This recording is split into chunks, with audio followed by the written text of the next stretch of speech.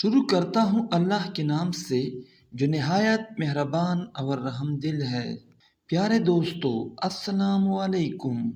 آج کی ہماری ویڈیو کا عنوان ہے حضرت مالک بن دیار رحمۃ اللہ علیہ کی توبہ کا سبق آموز واقعہ۔ حضرت مالک بن دیار سے ان کی توبے کا سبب پوچھا گیا تو انہوں نے بتایا، میں ایک سپاہی تھا اور شراب کا رسیا تھا۔ میں نے ایک نفیس باندی خریدی اور وہ میرے دل میں خاص مقام کی مالک بن گئی۔ اس سے میری ایک بچی پیدا ہو گئی۔ میں اس بچی کو حد سے زیادہ پیار کرتا تھا۔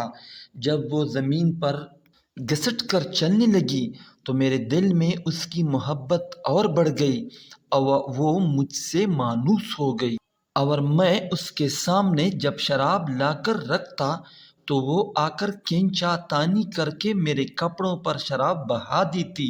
جب اس کے 2 سال ہو گئے تو وہ مر گئی۔ میرے دل کو اس کے غم نے بیمار کر دیا۔ 15 رمضان کو جمعہ کی رات میں شراب کے نشے میں مدہوش تھا۔ میں نے عشاء کی نماز بھی نہیں پڑھی تھی۔ میں نے خواب میں دیکھا کہ سور پھونکا گیا اور قیامت قائم ہو گئی۔ مردے قبروں سے اٹھائے گئے اور تمام مخلوق جمع ہو گئی۔ میں بھی ان میں تھا۔ میں نے اپنے پیچھے سے آہٹ سنی، مڑ کر دیکھا تو ایک بہت بڑا اژدہا ہے، کالے رنگ کا، آنکھیں نیلی ہے، منہ کھولے میری طرف دوڑ رہا ہے۔ خوف و دہشت کے مارے میں بھاگا۔ راستے میں ایک صاف ستھرے لباس والے شخص کے پاس سے گزرا۔ میں نے سلام کہا، اس نے جواب دیا۔ میں نے کہا، بابا مجھے اس اژدہا سے پناہ دو، تجھے اللہ تعالیٰ پناہ دے گا۔ وہ بوڑھا رونے لگا اور کہا، میں کمزور اور ضعیف ہوں اور یہ اژدہا زبردست ہے، میرے بس میں نہیں، آگے چلو اور بھاگو، شاید اللہ تعالیٰ تیری نجات کی کوئی صورت بنا دے۔ میں آگے بھاگنے لگا اور ایک بلند جگہ پر چڑھ گیا۔ ادھر سے میں نے جہنم کے طبقات کو جان کر دیکھا، ان کی ہولناکیاں دیکھی۔ قریب تھا کہ اژدہے کے خوف سے میں ان میں گر جاتا۔ مجھے کسی نے آواز دے کر کہا، چلو یہاں سے، تم یہاں کے رہنے والے نہیں ہو۔ میں اس کی بات سے مطمئن ہو گیا اور وہاں سے واپس لوٹا تو اژدہا میرے پیچھے تھا۔ میں پھر اسی بوڑھے کے پاس آیا اور کہا، میں نے آپ سے درخواست کی کہ اس اژدہے سے میری جان چھڑاؤ، آپ نے کچھ نہیں کیا۔ وہ بوڑھا پھر رونے لگا اور کہا، میں ناتواں ہوں، البتہ تم اس پہاڑ کے پاس جاؤ جہاں مسلمانوں کی امانتیں ہیں۔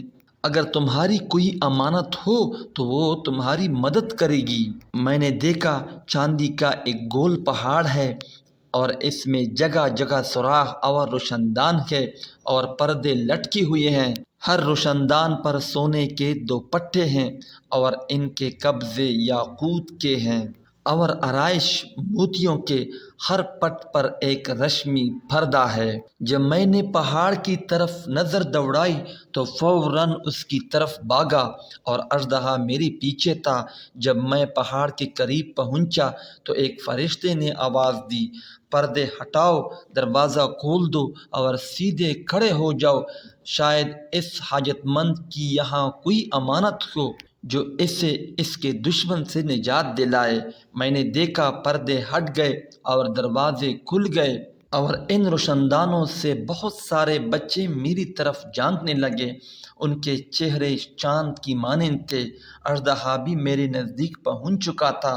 میں حیران رہ گیا۔ ان بچوں میں سے ایک نے چلا کر کہا، ابے سب آؤ، اس کا دشمن اس کے قریب آ گیا ہے۔ چونکہ وہ جوک در جوک کھڑے ہو کر جھانکنے لگے۔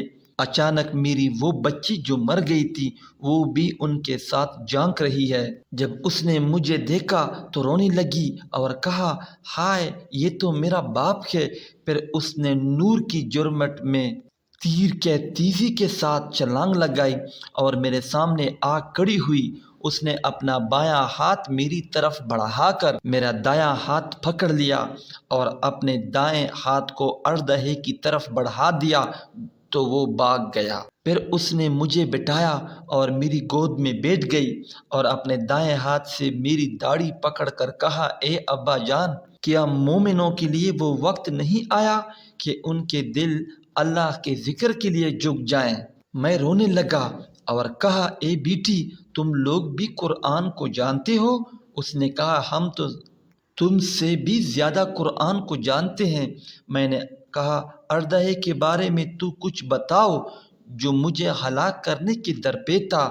اس نے کہا، وہ تیرا برا عمل ہے جس کو تو نے طاقتور بنایا ہے اور وہ تجھے جہنم کی آگ میں ڈبونا چاہتا ہے۔ میں نے کہا، اس بوڑھے کے بارے میں بتاؤ جو راستے میں ملا۔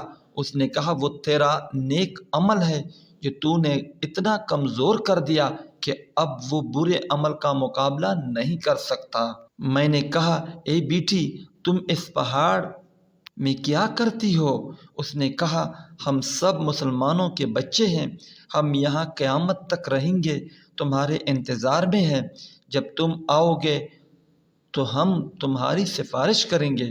مالک بن دینار فرماتے ہیں، میں گھبرا کر اٹھا اور صبح کو میں نے شراب چوڑ دی اور اس کے برتن توڑ ڈالے اور اللہ تعالیٰ سے توبہ کی۔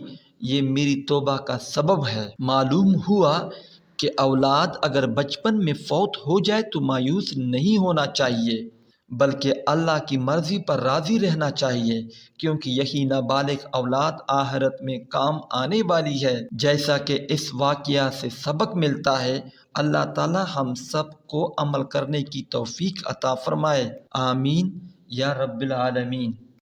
پیارے دوستو، ہم یہ امید کرتے ہیں کہ ہماری آج کی یہ ویڈیو ضرور پسند آئی ہوگی۔ اگر ہماری آج کی یہ ویڈیو پسند آئی ہے، سب سے پہلے اس کو لائک کریں، اپنی رائے کا اظہار کمنٹ سیکشن میں لازمی کریں۔